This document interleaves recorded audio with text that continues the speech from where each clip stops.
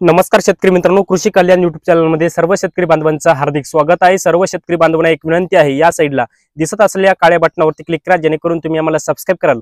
आणि तुम्ही जर आम्हाला सबस्क्राइब केलं तर शेती संबंधित असेच नवनवीन व्हिडिओ तुम्हाला आमचे सर्वप्रथम पाहायला भेटतील। तर शेतकरी मित्रांनो, चला तर व्हिडिओला सुरुवात करूया। तर शेतकरी मित्रांनो, आपण जर पाहिलं तर आपण या व्हिडिओच्या माध्यमातून कर्जमाफी संदर्भात एक महत्त्वाचा असा अपडेट घेण्याचा प्रयत्न करणार आहोत, कारण की सरसकट कर्जमाफी हा विषय खूप महत्त्वाचा आणि गंभीर होत चाललेला आहे। कारण की शेतकऱ्यांच्या मोठ्या समस्या आहेत आणि शेतकऱ्यांचं आता कर्जमाफ होणं अत्यंत महत्त्वाचं आहे। कर्जमाफी संदर्भातलं नवीन शासनाच्या माध्यमातून अपडेट काय देण्यात आलेलं आहे, विविध जिल्ह्यामध्ये शेतकऱ्यांच्या कर्जमाफी संदर्भातले आंदोलन होताना आपण पाहत आहोत।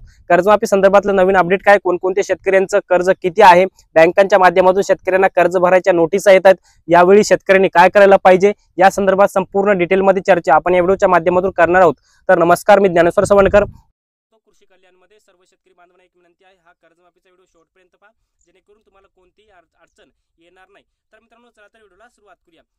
तर मित्रांनो, आपण व्हिडिओच्या सुरुवातीलाच पाहूयात, कारण की सरकारने शेतकऱ्यांना निवडणुकीच्या काळामध्ये, या महायुती सरकारने शेतकऱ्यांना निवडणुकीच्या काळामध्ये सरसकट कर्जमाफीचं वचन दिलं होतं। राज्याचा अर्थसंकल्प नुकताच जाहीर झाला, परंतु या राज्याच्या अर्थसंकल्पीय अधिवेशनामध्ये राज्याचे अर्थमंत्री अजित पवार साहेबांनी कर्जमाफीची तरतूद केली नाही, म्हणजे कर्जमाफीची घोषणा केली नाही किंवा कर्जमाफी सुद्धा केली नाही। याचबरोबर राज्याचे अर्थमंत्री अजित पवार 2 दिवसापूर्वी बोलले की येणाऱ्या 2 दिवसामध्ये कर्जाचे जे काही पीक कर्जाचे पैसे ते भरा, नाहीतर येणाऱ्या पुढच्या बँकेच्या किंवा शासनाच्या नोटिसीला किंवा शासनाच्या कार्यवाहीला समोर जा, असं अजित पवारांचं स्टेटमेंट होतं। आणि अजित पवारांच्या स्टेटमेंटवरती राज्याचे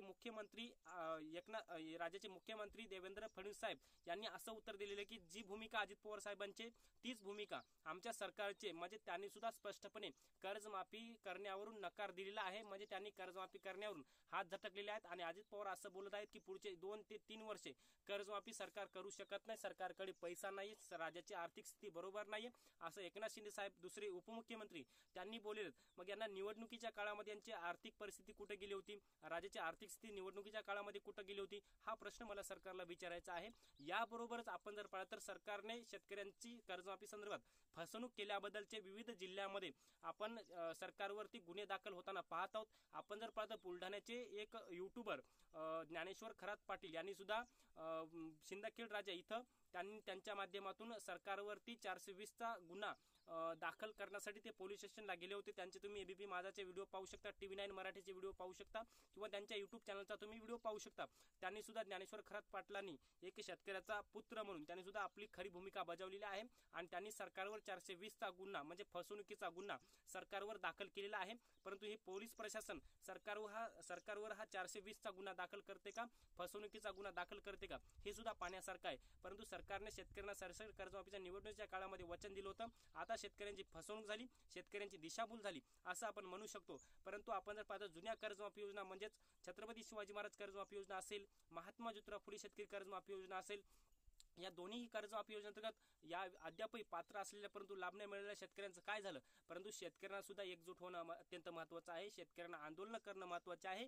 आणि या जुलमी सरकारवर, या जुलमी महायुतीच्या सरकारवर शेतकऱ्यांनी 420 चा फसवणुकीचा गुन्हा दाखल करावा, ही माझी सर्व राज्यातल्या शेतकऱ्यांना विनंती आहे। कारण की सरकारने शेतकऱ्यांची दिशाभूल केली, सरकारने शेतकऱ्यांची फसवणूक केली आणि आता सरकार म्हणते आमच्याकडे पैसे नाहीत। त्यावेळेस त्यांना कळलं नाही का, याच्या अगोदर राज्यात त्यांची सत्ता होती, अर्थमंत्री सुद्धा अजित पवारच होते, त्यांना कळलं नाही का मी अगोदर अर्थमंत्री होतो, राज्याकडे आपल्या राज्य सरकारकडे पैसा नाही। मग निवडणुकीच्या काळामध्ये यांना का कळलं नाही की आपण कर्जमाफीची घोषणा नाही करायला पाहिजे होती, शेतकरी ज्यांना मत मारायचे ते मारत होते, परंतु तुम्ही कर्जमाफी करतो, तुम्ही सरसकट कर्जमाफीची घोषणा केली। राज्याचे मुख्यमंत्री देवेंद्र फडणवीसांचे व्हिडिओ आहेत, त्यांनी सरसकट कर्जमाफीची घोषणा केली, कर्जमाफीची जे घोषणा केली त्याचे व्हिडिओ सुद्धा आमच्याकडे आहेत।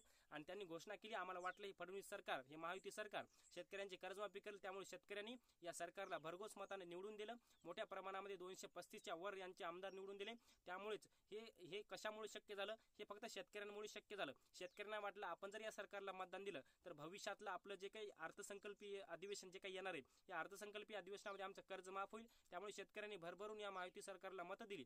त्यावेळेस या सरकारला विचार आला नाही का आपल्याकडे पैसे नाहीत, आपण कर्जमाफीची घोषणाच करू नये, तुम्ही जर कर्जमाफीची घोषणा केली नसली तर आम्ही ज्याला मतदान द्यायचं त्यावेळेस आम्ही त्याला देत होतो। त्यामुळे तुम्ही त्या पद्धतीने शेतकऱ्यांची फसवणूक केली, शेतकऱ्यांनी आता सरकारवरती फसवणुकीचा 420चा गुन्हा दाखल करावा अशी माझी सर्व शेतकऱ्यांना विनंती आहे. मोठ्या जिल्ह्यामध्ये मोठ्या प्रमाणामध्ये आंदोलन आपण होताना पाहत आहोत. कोणी जमिनीमधून स्वतःला गाडून घेत आहे, कोणी कुठं काय करते, कोणी अन्नत्याग आंदोलन करते, कोणी काय करते.